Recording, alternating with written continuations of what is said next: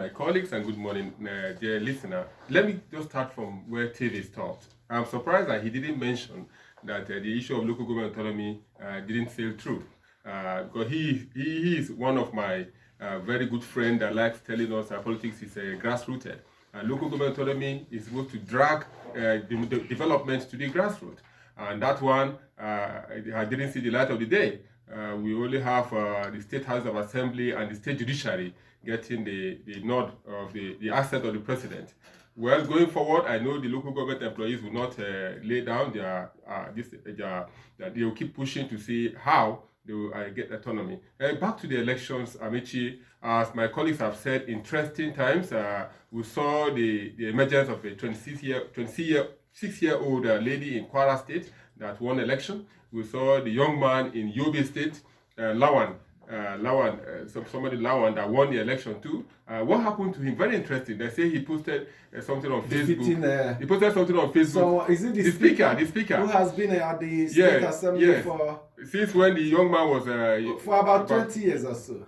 So he posted something on Facebook which the speaker didn't like and tried to attack the young man, but the young man came back and he got the support of the people. That takes us back to the proposal of former President Goodluck Jonathan during the confab, where he supported the call for independent candidacy. I mean, if you look around the elections that happened, take away the parties from these persons, most of them would have stood as independent candidates and they would have won the election. Look at the young man in Yobe. Look at the young man in look at the Enugu East. The late Labour Party candidate's brother stood in and he still won. Not the Labour Party, the people are tired of certain faces. Probably that is what the brother was assassinated a few days to the election. And Kelvin Chukwu came in and took the place of Oyibo Chukwu. That's the late brother, and he still won the election, defeating a former governor and an incumbent senator. Yes, so a lot of lessons to learn. Going forward, we observed that this election didn't have a lot of issues as to do with logistics. We didn't have so much complaint about beavers not functioning, but what issues did we have? We had issues of ballot snatching, we had issues of manipulation of results, we had issues, look at the issue in Kogi State, where about 6 persons were missing because the beavers were nowhere to be found. And even in the Kwande local government in Benue State, Teve State, that result. By the way, the APC has it been? The APC is coasting. We are not certain yet. Kwande election has been shifted because of certain issues. It was error on the ballot paper. There was no voting actually. Okay. A particular constituency. Yeah, they had two state constituencies.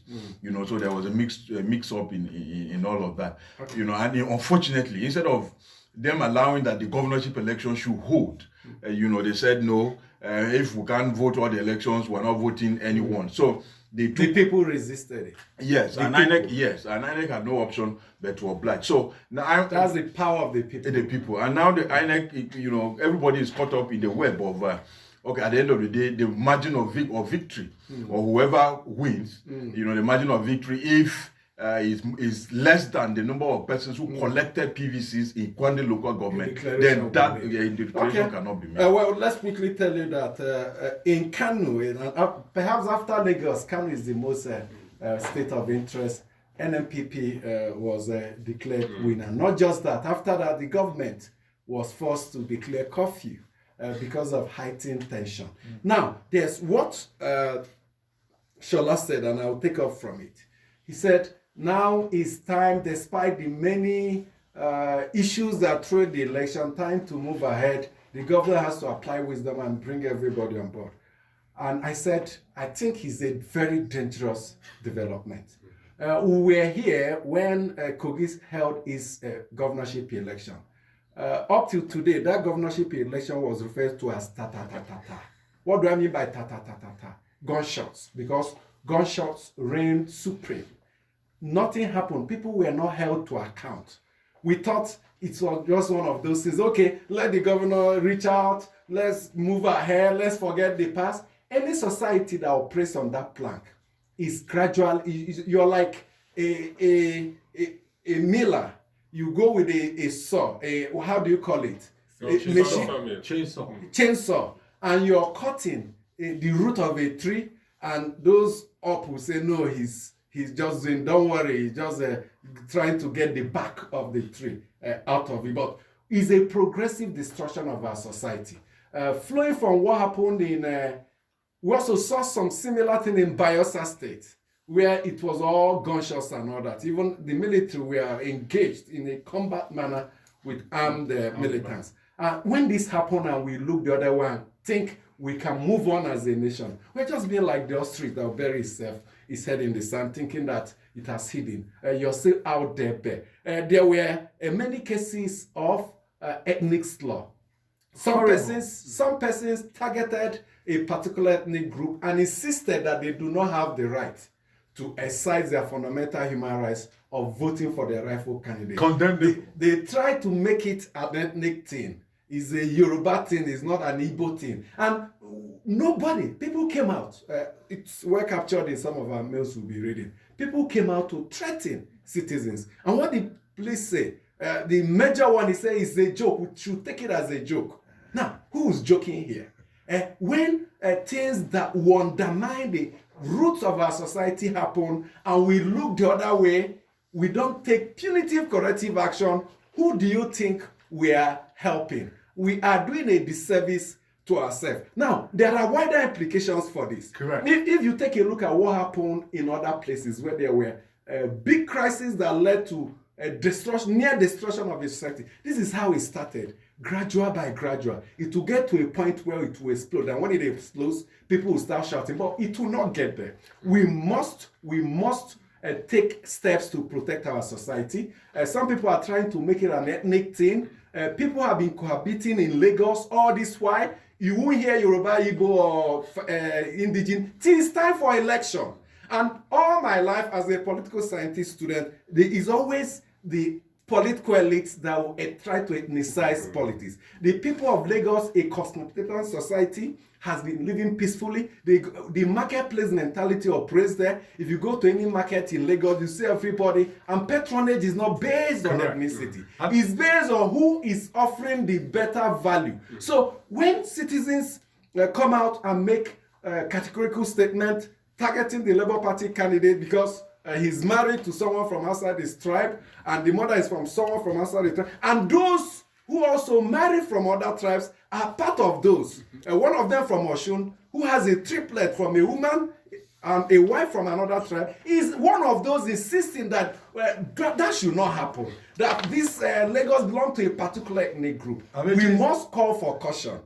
We must protect our society, our country. We don't have any other country, and the best way to do that is to stop. If what happened is not, if we allow it to go by and we continue to move forward, 2027 will come. Kogi State governorship election will come.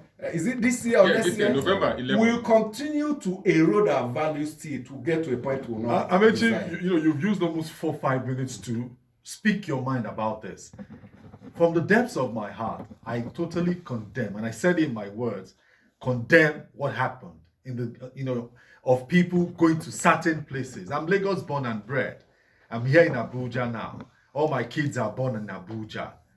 That's something I'll say, okay, fine. Any possibility for them to contest election here? Why not? If Ireti Kingibe can contest an election and win that election with the votes that we saw, my kids should be able to do the same thing. And other people. Ireti Kingibe from, is it Borno or where? No, she's not from Borno. She's from Kwara State. Kwara, okay. Yes. So the thing about it is that all the issues that came to the fore got me scared and worried. I'm telling you from the depths of my, because I was asking questions. I was even challenging those who I know who, God help them, they came out from Lagos, they saw some light outside Lagos, and they go back to Lagos, and they are going into their ethnic cocoon. I'm saying, no, that shouldn't be. Let the people determine. If the votes, because I did some math about, the votes in the presidential and the votes for the, in this governorship election. In the presidential, I tallied the votes of the APC, that of the PDP, and that of Labour Party. 1.13 million. That was the total votes. In this presidential election now, this is the math I'm giving us now. Sorry, in this governorship now, Sanwo-Olu 760, Rhodes Vivos 320 or 330, I arrived at 1.3 million votes. So, in not too many words, over 200,000 people were not permitted to cast their ballots in this governorship election. So I'm not looking at what was, but the fact remains that look, we're sitting, if we don't deal with this properly, on a keg of gunpowder. That's why I pointed in Sanwo-Olu's direction. The ball is in your court. The ball is in the court of your boss, the president-elect. You guys need to do a lot of work in that Lagos so that things don't spill over. That's just my submission. It's unfortunate, Amici, that some persons forget that Lagos is blessed because Lagos was formerly the capital of the country, where people from different tribes, from different religions came and converged and built Lagos. So it's not the Lagosian, in quote, that built Lagos. The outsiders that came in, the me, the you that came into Lagos, were that built Lagos. So you don't come around and say, okay, there have been time where an Igbo man had been appointed as commissioner in Lagos. Yes or no? We had a time where an Igbo man was appointed as commissioner in Sokoto State. But in all the states, apart from Abuja, which is the Federal Capital Territory, is Lagos that is so much blessed that it has all the tribes in Nigeria have businesses in Lagos. They live in Lagos. They're born and bred in Lagos. If you hear an Igbo man or an Oku man or an Edo man speaking Yoruba, you think he's a Yoruba man. Look at the number of Edo State citizens that are in Lagos. Are you telling me they can't contest? Aregbesola was born and bred in Lagos, but he's from Osun State. He became a commissioner in Lagos. So what are we talking about? So why are we building this ethnic sentiments there? We must kill it, and it mustn't grow beyond this level. As Sanwo-Olu, as Shola has said, Sanwo-Olu and all his kingsmen should wake up and embrace peace and ensure that they build peace around Lagos and other states where certain things, like in Kaduna also. Kaduna is, we have to watch out about Kaduna. Kaduna, we need peace in Kaduna. Peace must prevail in all the states of federation. I mean, you see, it may be so easy for some persons to make certain submissions, but we must not forget what has happened in Lagos is central to the Nigerian question. It's not just a Lagos thing. Lagos just manifested it. This issue of indigenship and settlership divide is fundamental. Go to Plateau State. That city of Jos is almost dead because of this particular thing. And it's not just in Plateau, across, it's like that. I recall the Constitutional Conference, the issue of state of residency, state of origin, for women, their own is worse, whether it is even their father's state of origin or their, where they are married and all of. So it's fundamental. It's not just a Lagos state. It's a Nigerian citizenship issue that must be addressed by the Nigerian state. And unless we address Nigerian people, unless we address it in that way or manner, Lagos will continue, Plateau will continue, Kaduna will continue, Kano will continue, other states and all of that will also continue. It is a national question that must be addressed as a collective. We don't want it to continue. That's why we keep praying for peace. Yeah, peace should we need to resolve it. It has wider implications. Like if you want to do cross-ethnic marriages, what happened in Lagos may discourage you. I said,